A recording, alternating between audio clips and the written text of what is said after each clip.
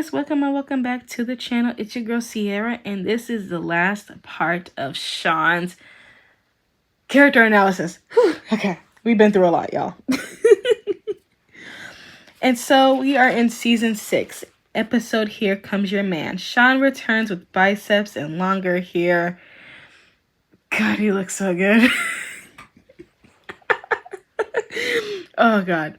Season 6 Sean is my favorite Sean. I love it. He is spotted getting ice cream with Jay and is staying at Jay's house. He's staying on Jay's couch. And that's when because Emma was in the car with Peter when they had pulled up and seen him. Back at Degrassi, like the next day, Manny's like, I'm gonna go say hello to Sean's biceps. Girl, same. Hello, because I'm like, he got buff, okay? I'm sorry. I'm weak, okay? I'm weak. I'm weak.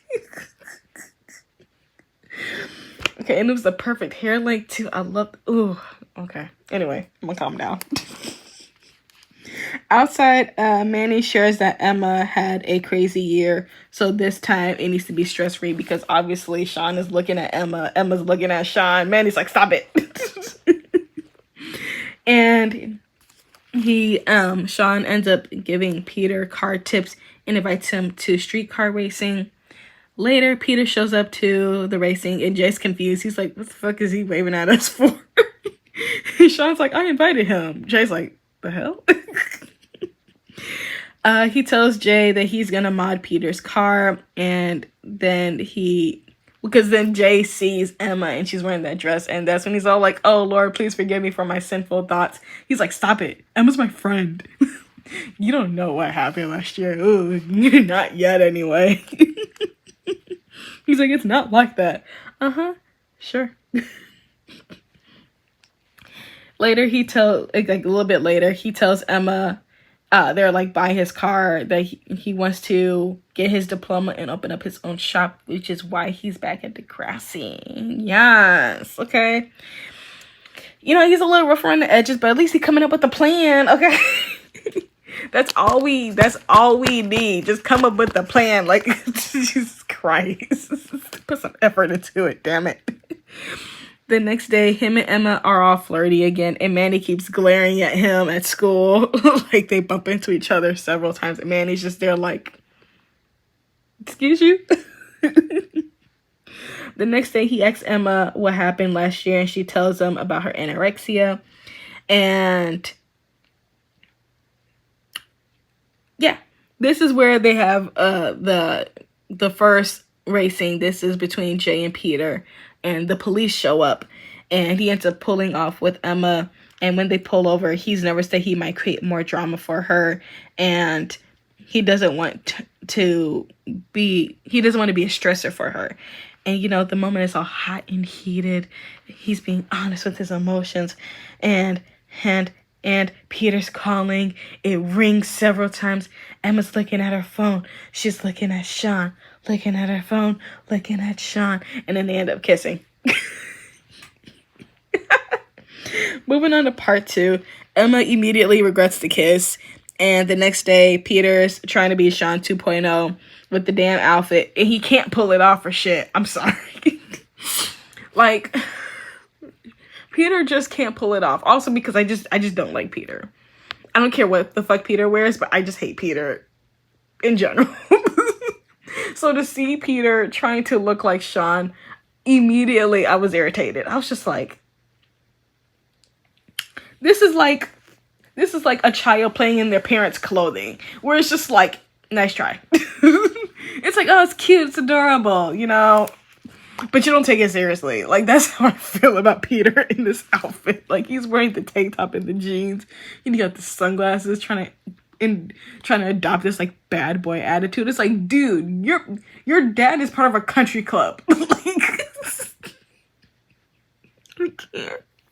It reminds me of like the white kids in the suburbs who try to be all hood and shit. It's so funny. Another another quick story time. One of my friends I was working with, she and I, we were connecting, we were talking, and we attended the same middle school. We were just like a few years apart. But she was talking to me about one of the kids that I knew. He was like he was very Peter-like, not in the creepy way, but like in a very like preppy boy way. And she was like, yeah, you know, he came out with an EP. I was like, what the fuck? She's like, yeah. And she played his music. This little suburban white boy over here trying to rap. It was so funny. It was so funny. And that's what Peter is doing. It's the exact same thing. It's comical. It's hilarious. Like, I can't. It's like, oh, precious. Anyway. I can't. Later, in the hallway, Sean bumps into Emma and he gives her earrings. He like sneaks her into a room. And she's like, she can't accept it because she doesn't know how to explain the earrings to Peter. Girl, fuck Peter. Not actually, but you know. Like, please don't do that. Please don't do that. The next day, Hatzalakos demands to search Sean's locker and finds weed. He gets suspended and he confronts Emma because he believes that Peter planted it. And she's like, he could have not done that. Like, he could have never do it. He's like, oh, you sure about that? Okay. You know what? You stay with him on the other side. Okay. Later, he claims he wants to go back to Wasega, but Jay convinces him to stay and not let Peter win. He's like, don't let that little scrawny ass child win, okay? So Sean agrees to one more race to teach Peter a lesson. They meet up with Peter. They get in each other's faces, and that's when Peter admits to planting the drugs in his locker. And they have one more race, and when a car comes out of nowhere, he swerves, Peter swerves, and Sean ends up hitting a pedestrian. He gets Peter's phone and calls an ambulance. Jay pulls up and Jay has Sean leave, says that he could go to jail for that. And so Sean leaves. He sneaks into the basement at the Nelson Simpson residence, and he tells Emma that he wants to turn himself in for the hit and run because they had found out they were upstairs. Literally, the time while Emma and Manny and Spike were finding out about it because Simpson was on the phone, he was downstairs. Yeah. Moving on to True Colors, he is at the courthouse and he sees Emma after he got jumped in jail because remember Jay told Emma that Sean got jumped and was like, what happened? He's like, well, it's not your boys' country club. Like they jump each other in jail. Like he didn't like Sean's face. It doesn't matter. Like.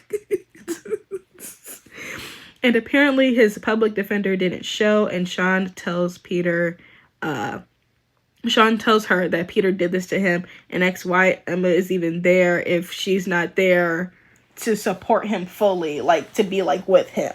And she's like, well, despite that, you need help, Sean, regardless.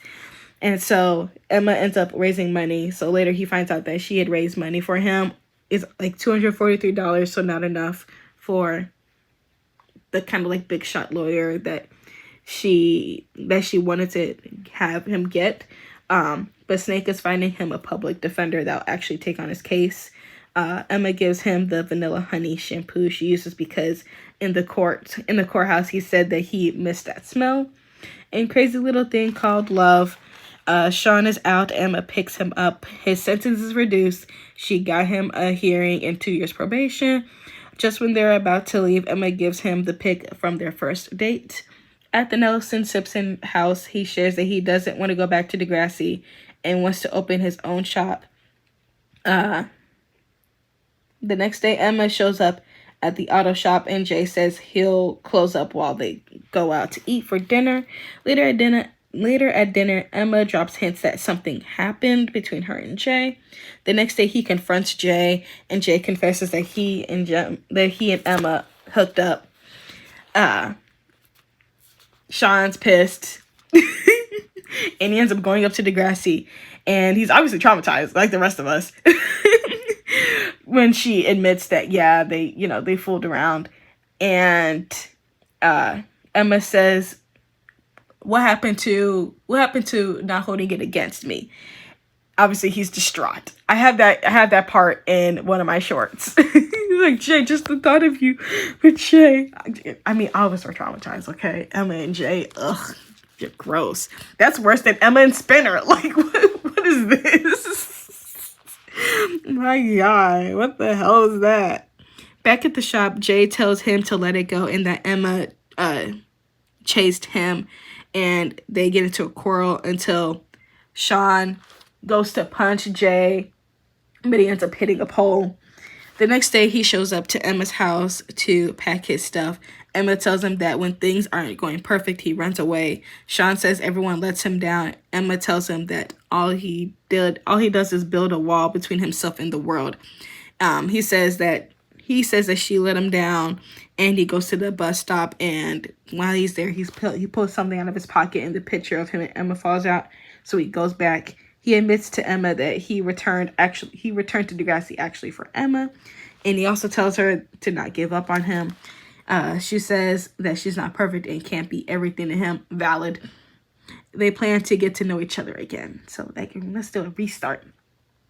Okay, I do want to say real quick, I get Emma's point too, because Sean is saying that everyone lets him down, and Sean does put up a wall in between him and the world. Like, I get that. I get both sides, because I get why he says everybody lets him down. Everybody lets him down. His parents, Emma let him down. Even though in that situation, Emma's not perfect. Like, even as messed up as that was, and as traumatizing as it was for all of us involved with watching that unfold, Emma's not perfect. Far from perfect. I think he perceived her as perfect because of her upbringing and her family life. Like, literally, he meets her and immediately Spike is about to get married. So to him, she comes from a 2-parent household in a nice area where they make sushi. So to him, that's pretty perfect to him. Shit. 2 parents who don't actually like hate each other. They're both sober. Like 99% of the time, they're both fucking sober. Is a nice house, and it's livable. I can see why he thinks that's perfect, and why Emma would be perfect. I can see why. It's just Emma's far from being perfect, but we as viewers and other characters know that. We know that Emma's not perfect. But to him, this is what perfect looks like. And for him to put up that wall, though, between him and the world, I think that's something that he learned from Tracker, too, because Tracker is detached. I'm going to keep saying it again. Tracker was detached. I think Sean learned a little bit how to be detached, but also I think possibly because he is the youngest, maybe he had more hope, more, and being younger, too. I feel like being younger, and every child is going to, every single child has a different experience when it comes to living in a household. Like, every child will have a different home life experience, even though they can be under the same roof as another sibling.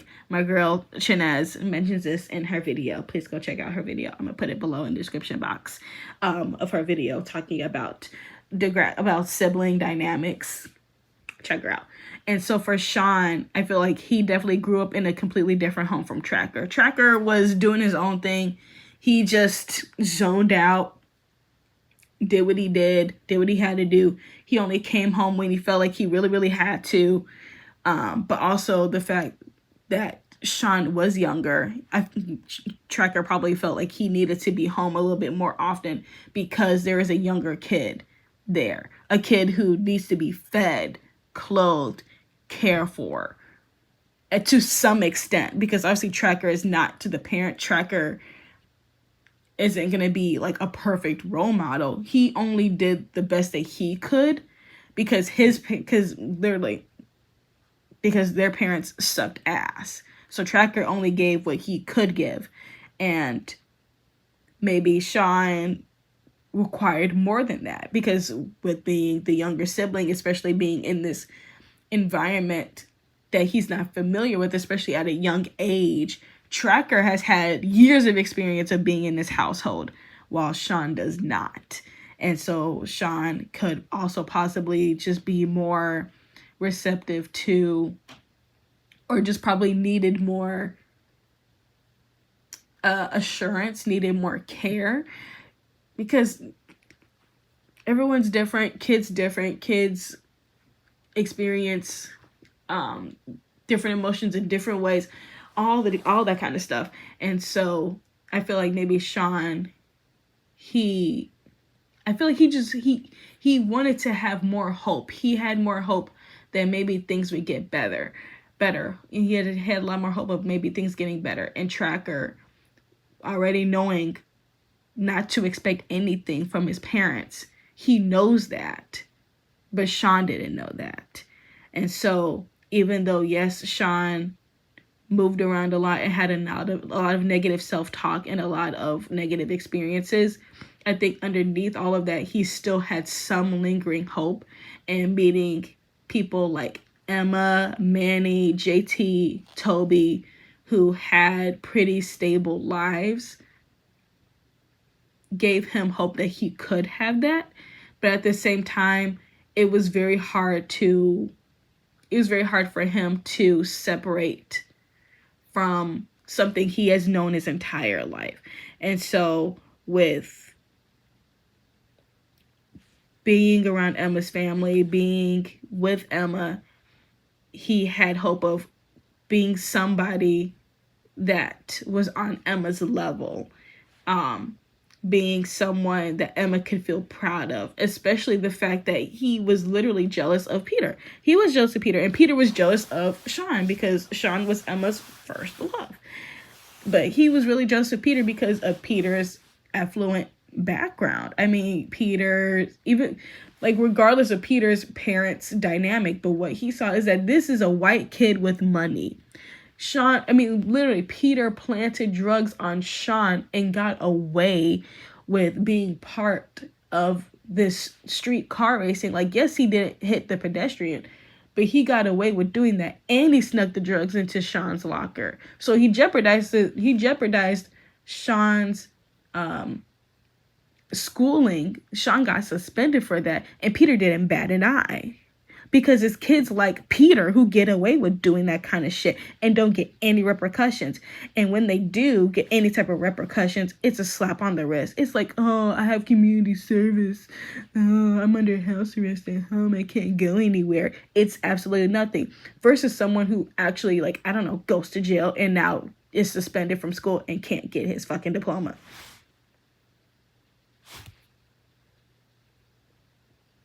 Yeah. So I get why Sean would put that wall up, but he definitely always peeks over that wall because there's things on the other side that he wants, and he just doesn't have the skills. Okay, so that last part didn't record, but what I was just saying was that Sean doesn't have the skills to open up and to move past his struggles at the beginning with having the background that he has, and to move forward. Also, it doesn't help that people like Peter make it really, really hard to do so.